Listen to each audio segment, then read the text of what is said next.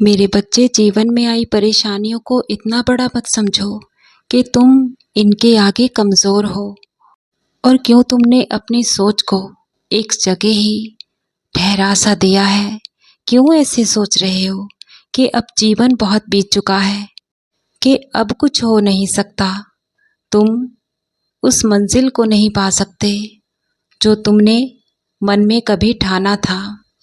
क्यों तुमने अपने शौक़ और अपनी ख्वाहिशों को खुद से अलग कर दिया है?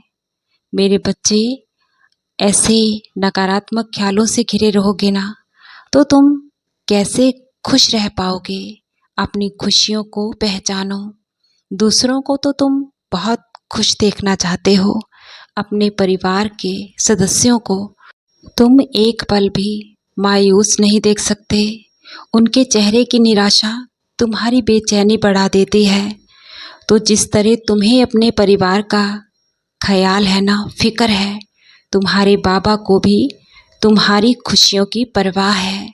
कोई तुम्हारे बारे में सोचे या ना, लेकिन मुझे तुम्हारी चिंता है।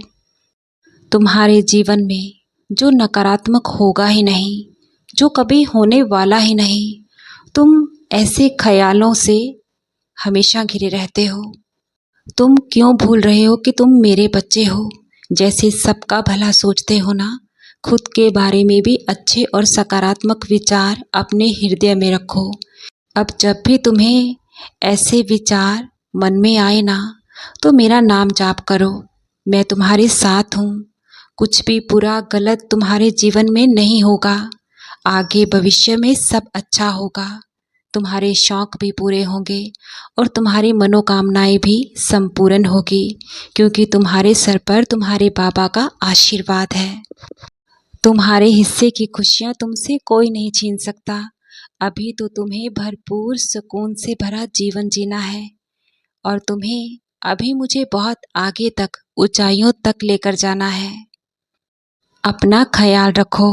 तुम्हारी मुरादें, तुम्हारी अरदासें मैं सब सुन रहा हूँ और जल्द ही संपूर्ण भी करूँगा।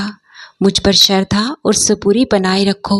अब मेरे 11 वचनों का स्मरण करो और ऊदी का टीका माथे पर लगाकर ही सोना और जल में डालकर भी ग्रहण करना मत भूलना। तुम्हारा बाबा निरंतर ही तुम पर कृपा बरसा रहा है। मैं हमेशा तुम्हारे साथ हूँ। कल की सुबह तुम्हारे लिए नई उम्मीद, नई उमंगें, खूब खुशियाँ लेकर आ रही है। साईं, शुभ रात्रि।